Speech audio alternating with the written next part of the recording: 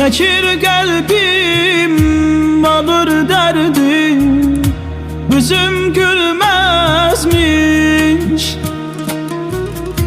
Darıksam da yorulsam da kader böyleymiş. Canım kurbandı yatan canına, geleceğim bir gün senin yanına. O yandan gel bak benim hanıma, keder hasret gəm çıxıb yoluma. Sen kederin özü